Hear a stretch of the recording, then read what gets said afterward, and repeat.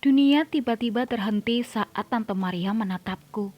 Tatapannya lembut tapi dalam dan sedikit menusuk. Perempuan dengan kemeja batik dan rok terusan itu duduk dengan anggun tepat di depanku. Meski wajahnya sedikit pucat, rona kecantikan belum luntur menghias wajahnya. Dia mengangguk seakan menyuruhku mengikuti gerakannya.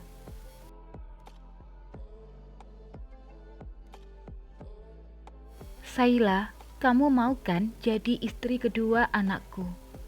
Permintaan itu sangat lancar keluar dari bibirnya, seperti sudah disiapkan jauh-jauh hari dan sangat yakin mendapatkan jawaban yang memuaskan. Bagaimana bisa seorang ibu menyuruh anaknya menikah lagi? Membagi hati dari wanita yang dicintainya, tidakkah itu sulit? Bukankah dia juga wanita? Apakah dia tidak tahu bagaimana sakitnya berbagi? Dan apakah istri pertamanya bisa begitu saja menerima diduakan? Tidak pernah ada dalam bayanganku akan dipinang oleh ibu dari lelaki yang pernah menjadi cinta pertamaku. Hanya saja, pinangan kali ini sedikit berbeda. Aku hanya terdiam sejak tadi, masih tidak percaya dengan permintaan Tante Mariam. Akan tetapi,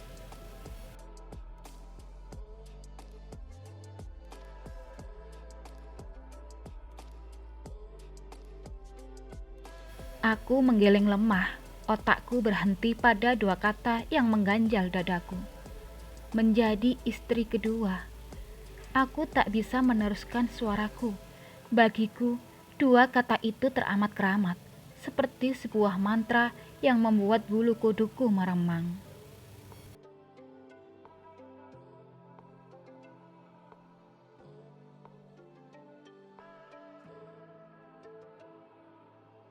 Istri kedua. Kata-kata itu menggema di kepalaku, berputar-putar seperti roda kendaraan membelah jalanan, berisik, terngiang-ngiang.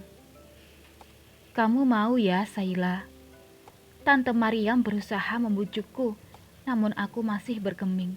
Kalau saja dia memintaku waktu itu, mungkin tanpa berpikir panjang akan segera kusetujui. Tapi kali ini,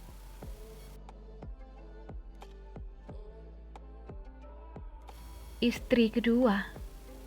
Aku terpejam membuang bayangan adegan sinetron istri kedua yang dianiaya istri pertama. Bahuku tiba-tiba bergetar ketika tanpa sengaja adegan istri pertama yang menangisi suaminya. Aku tak sanggup membayangkan bagaimana rasa sakit itu. Dadaku terlalu rapuh untuk sekedar merasakan dalam bayangan.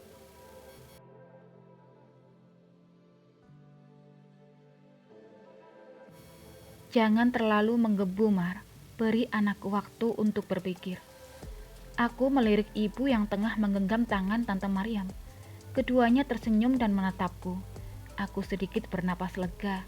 Ibu memberikan jawaban yang bijak. Aku akan sabar menunggu jawaban Saila. Semoga rencana kita yang sempat gagal bisa diteruskan kembali.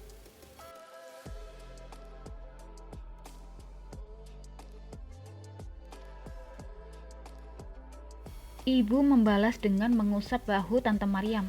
Keduanya terlibat obrolan mengenang masa lalu. Mereka sudah bersahabat saat masih gadis. Hingga sekarang persahabatan mereka tetap terjalin. Aku sering menemukan Tante Mariam berkunjung jika ibu berada di rumah.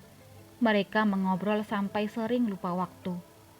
Tapi aku tak pernah tahu rencana apa yang mereka susun dan pernah gagal. Kamu ingat, waktu itu pertama kalinya kamu ngajak Saila ke rumah. Dia hanya duduk manis tak mau ku ajak bermain ke kamar anakku. Setelah tahu di sana ada banyak mainan, dia jadi betah bermain di sana. Hah, dasar anak kecil. Awalnya malu-malu, lama-lama ketagihan. Keduanya tertawa, sepertinya mengenang masa lalu bukanlah hal yang menyakitkan. Lalu anakmu selalu bertanya kalau aku tidak mengajak Saila ke rumahmu. Padahal saat itu Saila sedang latihan menari. Susah memang kalau sudah kangen. Aku hanya bersandar di sofa tunggal mengamati keduanya yang sesekali melirikku. Aku bahkan tak ingat kapan aku bersikap seperti itu. Yang ku tahu, aku mulai mengagumi anak lelaki Tante Maryam saat aku beranjak remaja. Tante Maryam berdiri dan mengucap pamit setelah cukup lama mengobrol. Aku yang masih terkejut tak ikut mengantarkannya ke depan. Ibu kembali 5 menit kemudian. Dia mengambil tempat di sampingku dengan tatapan lembut yang tak pernah padam. Dia mengambil tanganku, membawanya dalam genggaman. Bu,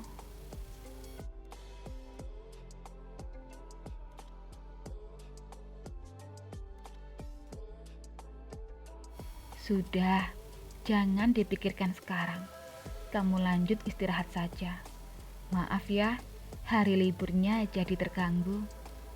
Ibuku memang wanita yang paling mengerti. Aku membalas genggamannya, mengangguk lalu kembali ke kamar.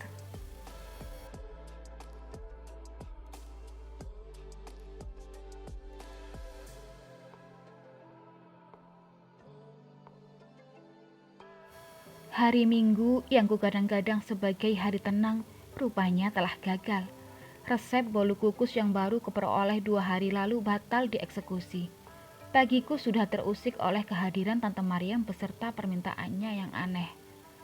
Aku mengambil udara sebanyak dadaku mampu menampungnya. Kembali ku ingat rupa anak Tante Maryam 4 tahun yang lalu.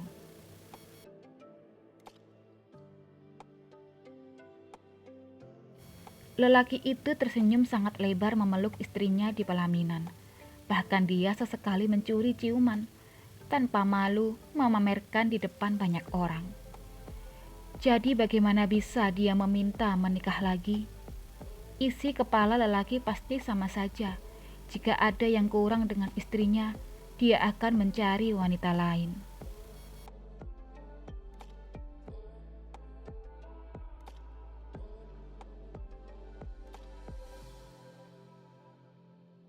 Aku tak bisa mencerna semuanya dengan baik. Tante Maryam tidak memberiku alasan yang pasti. Tapi aku juga tidak mau mencari tahu. Ibu benar, aku memang butuh istirahat.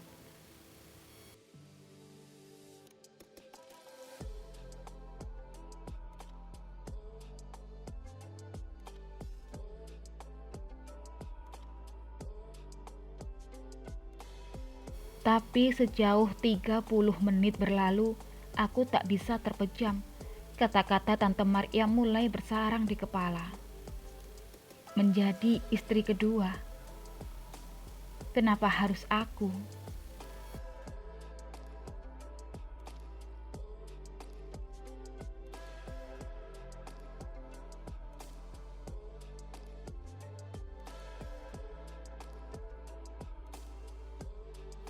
Pertanyaan itu tiba-tiba menyentakku. Aku mengerjap menyadari sesuatu lagi. Bukankah ada banyak wanita di luar sana? Kenapa harus aku? Ada apa denganku?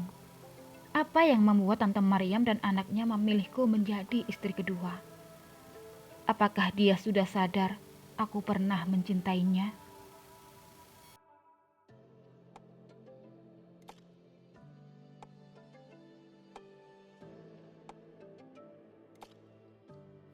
Aku menggeleng. Tidak mungkin.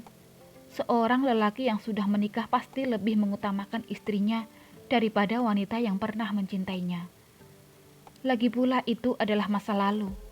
Tak pantas rasanya jika tiba-tiba dia memintaku menjadi istrinya juga.